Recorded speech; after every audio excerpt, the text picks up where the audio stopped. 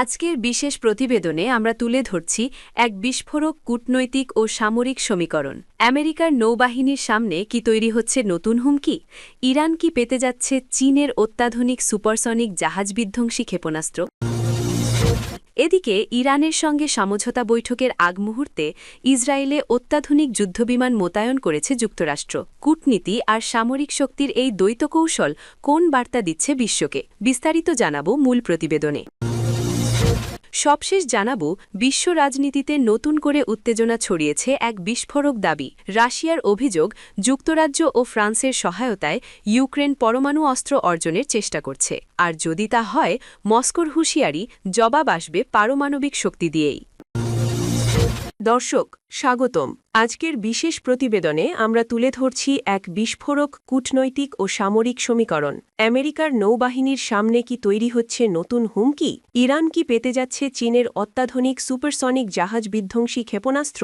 চলুন বিস্তারিত জানি। পারস্য উপসাগরে বাড়ছে উত্তেজনা। চীনের তৈরি CM-302 সুপারসনিক অ্যান্টিশিপ মিসাইল কিনতে যাচ্ছে ইরান, এমনটাই জানিয়েছে আন্তর্জাতিক বার্তা সংস্থার রয়টার্স। যুক্তরাষ্ট্র ও ইরানের টানাপোড়েনের মধ্যেই সামনে এসেছে এই তথ্য।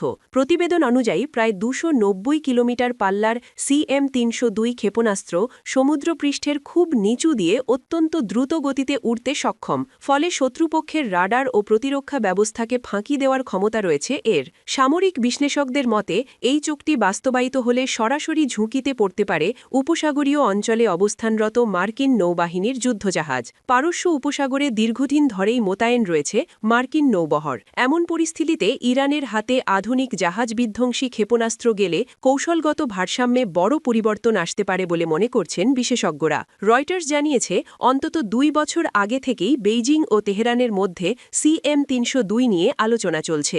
2025 সালের জুনে ইসরায়েল ও ইরানের 12 দিনের সংঘর্ষের পর তেহরান নতুন সমরাস্ত্র সংগ্রহে আরও সক্রিয় হয়ে ওঠে। ইরানের উপপ্রতিরক্ষামন্ত্রী সহ শীর্ষ সামরিক কর্মকর্তারা ইতোমধ্যেই চীন সফর করেছেন বলে জানা গেছে। তবে এই সম্ভাব্য চুক্তি নিয়ে এখনও আনুষ্ঠানিকভাবে স্পষ্ট কিছু জানায়নি বেইজিং। রয়টার্সের প্রতিবেদন প্রকাশের পর চীনের পররাষ্ট্র মন্ত্রণালয় জানিয়েছে, এ ধরনের বিক্রয় আলোচনা সম্পর্কে তারা অবগত নয়। অন্যদিকে হোয়াইট হাউসও সরাসরি মন্তব্য করেনি। তবে বিশ্লেষকদের মতে, এই চুক্তি বাস্তবায়িত হলে ইরানের ওপর আরোপিত জাতিসংঘের অস্ত্র নিষেধাজ্ঞার কার্যকারিতা নিয়ে নতুন প্রশ্ন উঠতে পারে। 2006 সালে ইরানের ওপর অস্ত্র নিষেধাজ্ঞা জারি হয়। 2015 সালের পারমাণবিক চুক্তির পর তা আংশিক শিথিল হলেও সম্প্রতি আবারও নিষেধাজ্ঞা জোরদার হয়েছে। শুধু জাহাজ বিধ্বংসী ক্ষেপণাস্ত্র নয়, তথ্য বলছে ইরান চীনের কাছ থেকে surface two air system, man portable air defence system, man pads, এমনকি অ্যান্টি ব্যালিস্টিক ও অ্যান্টি স্যাটেলাইট অস্ত্র নিয়েও আলোচনা করছে। এতে স্পষ্ট, এই সহযোগিতা কেবল সামরিক নয়, কৌশলগতও। বর্তমানে ইরানি তেলের সবচেয়ে বড় ক্রেতা চীন। যুক্তরাষ্ট্রের সাম্প্রতিক এক প্রতিবেদনে বলা হয়েছে, ইরানের মোট অপরিশোধিত তেল ও কন্ডেনসেট রপ্তানির প্রায় 90% যায় বেইজিংয়ে। ফলে দুই দেশের সম্পর্ক শুধু প্রতিরক্ষা নয়, জ্বালানি ও অর্থনীতির সঙ্গেও গভীরভাবে যুক্ত। এখানেই উঠছে বড় প্রশ্ন, চীন কতদূর পর্যন্ত এগোবে? ওয়াশিংটনের সঙ্গে সাম্প্রতিক বাণিজ্য উত্তেজনার পর সম্পর্ক কিছুটা নরম হওয়ার ইঙ্গিত মিলেছে। এমন পরিস্থিতিতে ইরানকে অত্যাধুনিক জাহাজ বিধ্বংসী অস্ত্র সরবরাহ করলে চীন যুক্তরাষ্ট্র সম্পর্ক নতুন করে উত্তপ্ত হয়ে উঠতে পারে। পারস্য উপসাগরে সামরিক ভারসাম্য কি বদলে যেতে চলেছে? চুক্তি কি সত্যিই বাস্তবায়িত হবে, নাকি কূটনৈতিক চাপে থেমে যাবে এই সমঝোতা? চোখ রাখুন আন্তর্জাতিক অঙ্গনে, কারণ মধ্যপ্রাচ্যের প্রতিটি সামরিক সমীকরণ বিশ্ব রাজনীতিতে বড় প্রভাব ফেলতে পারে। আরও আপডেট পেতে সাবস্ক্রাইব করুন এবং আমাদের সঙ্গেই থাকুন। ধন্যবাদ। ইরানের সঙ্গে সমঝোতা বৈঠকের আগ মুহূর্তে ইসরায়েলে অত্যাধুনিক যুদ্ধবিমান মোতায়েন করেছে যুক্তরাষ্ট্র। কূটনীতি আর সামরিক শক্তির এই দ্বৈত কৌশল কোন বার্তা দিচ্ছে বিশ্বকে? বিস্তারিত জানাব মূল প্রতিবেদনে। ইরানের সঙ্গে সম্ভাব্য পারমাণবিক সমঝোতা আলোচনার ঠিক আগে বিশ্বের অন্যতম আধুনিক স্টেলথ যুদ্ধবিমান F-22 র্যাপ্টরের বহর ইসরায়েলে পাঠিয়েছে যুক্তরাষ্ট্র। যুক্তরাজ্যের স্থানীয় সময় মঙ্গলবার সকালে রয়্যাল এয়ারফোর্সের লেকিরহেথ ঘাঁটি থেকে অন্তত 12টি F-22 র্যাপ্টার উড্ডয়ন করে। এই ঘাঁটি রয়্যাল এয়ারফোর্সের RAF লেকেনহেথ গত কয়েক মাসে মধ্যপ্রাচ্যে পাঠানো বেশিরভাগ মার্কিন যুদ্ধবিমানের প্রধান কেন্দ্র ছিল।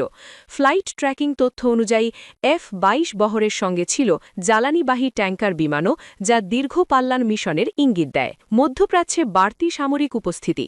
চলতি বছরের জানুয়ারি থেকে কাতার, জর্ডান ও সৌদি আরব সহ ইরান সংলগ্ন বিভিন্ন দেশে ৩০০-তধিক যুদ্ধবিমান মোতায়েন করেছে যুক্তরাষ্ট্র। বিশ্লেষকদের মতে এটি শুধু প্রতিরক্ষা জোরদার নয়, বরং কূটনৈতিক আলোচনার আগে একটি শক্ত বার্তা। এই উত্তেজনাকর পরিস্থিতির মধ্যেই বৃহস্পতিবার সুইজারল্যান্ডের জেনেভা শহরে আবারও ইরানের সঙ্গে সমঝোতা আলোচনায় বসবে যুক্তরাষ্ট্র।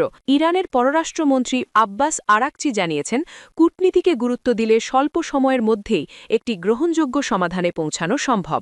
সামাজিক মাধ্যমে তিনি লিখেছেন, বাস্তবসম্মত সমঝোতার পথ এখনও খোলা, তবে আগের কয়েক দফা বৈঠকেও মূল জট ছিল ইরানের পরমাণু কর্মসূচির ওপর নিয়ন্ত্রণ আরোপের প্রশ্নে।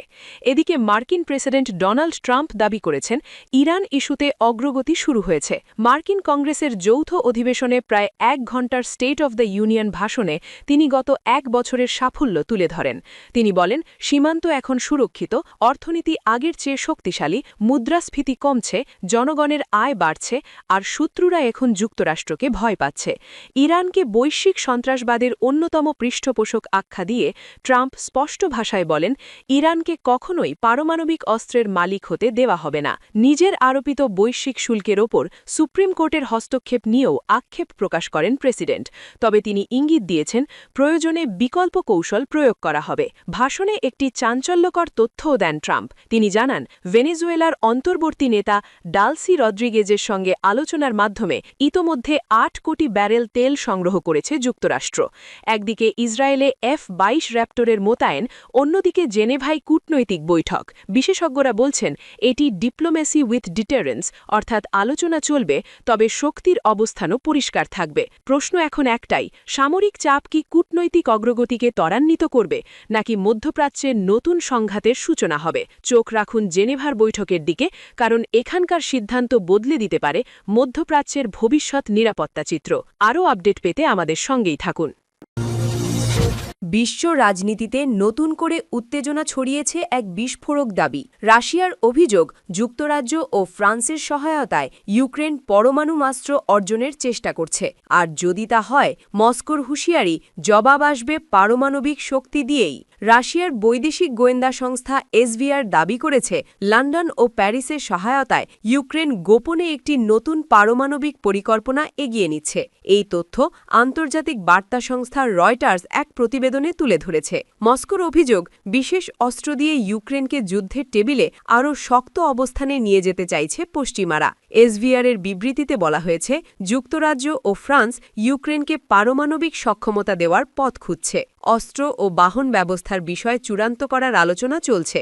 ইউরোপীয় উপাদান ও প্রযুক্তি গোপনে ইউক্রেনে সরিয়ে নেওয়ার সম্ভাবনাও বিবেচনায় আছে।